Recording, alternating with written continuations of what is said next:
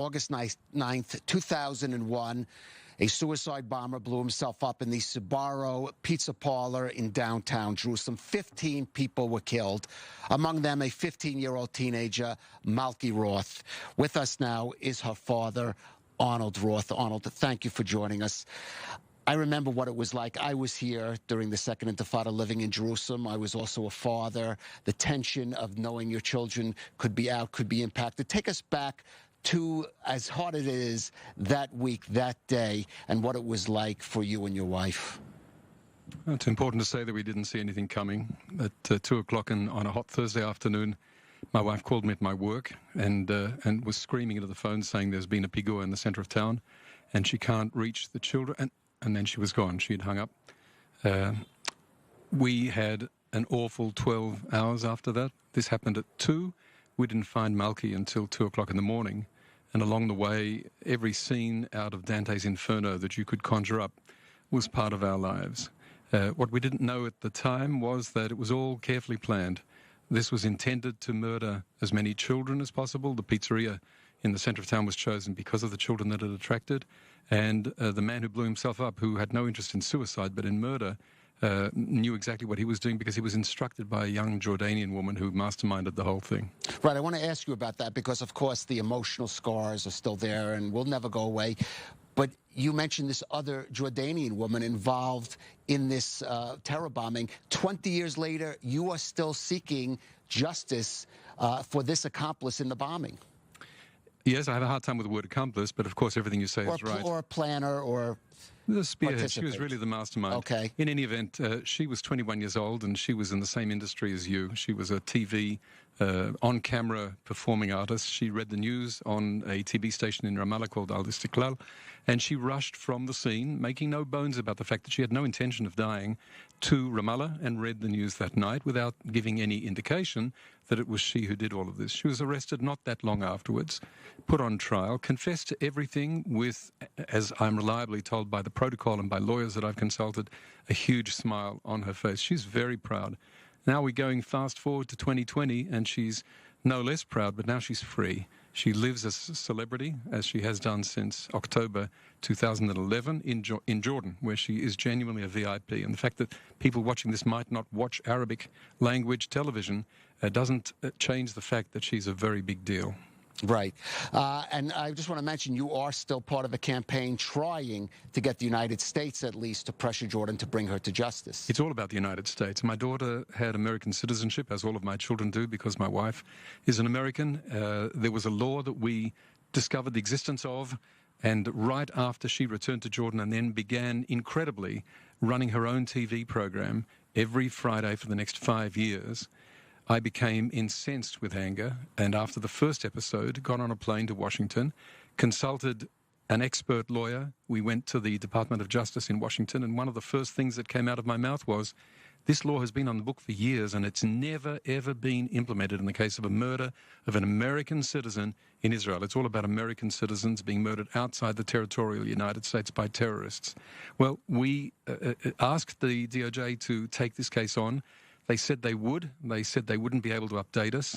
And 5 years later, they did update us and told us here in Jerusalem in March 2017 that there was an indictment. Right. I want to ask you, we've had people around this table, people who had policy positions or played key roles during the Second Intifada, what they took out as the lessons. I want to ask you to broaden your perspective from your personal experience, the tragedy you suffered, but as someone who came here to make a life in Israel, what you take out of that period. So you've framed that very well. There are two important points that immediately come to mind. The first is that the police knew that a walking bomb was on its way into Jerusalem and decided not to notify the public. People in Israel need to be aware that considerations like this happen and can turn their lives upside down. You can rest assured that my daughter would not have been on the streets of Jerusalem that day had there been an announcement.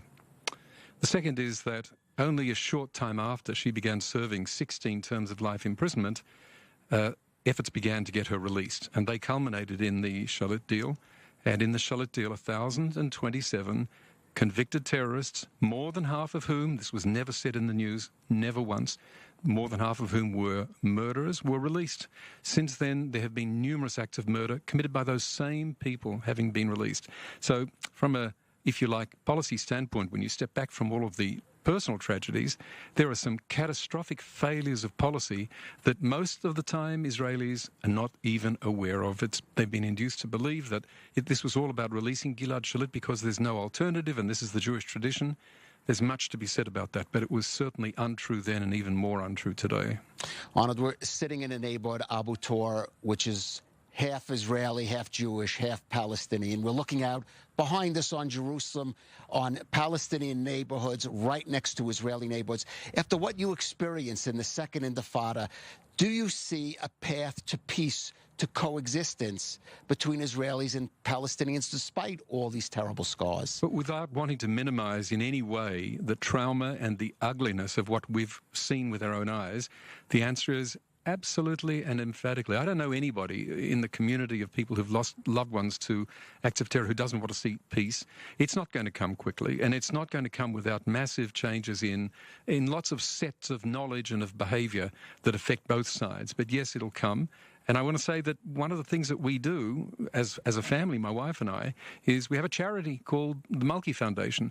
And one of the key things that I like to mention whenever I get the opportunity to blurt it out and say the Malka Foundation is that we don't distinguish between Jews, Christians, Muslims, Druze. If a family has a child with special needs, disabled child, then we give them support. And more than a third of all of the beneficiaries of the work of the Malka Foundation through all these years, 19 years, have been Muslim Arabs. Is that a big deal? No, it shouldn't be a big deal. It's a perfectly natural part of being an Israeli, and it's a good thing. As you say, peace, from your perspective, will take a long time.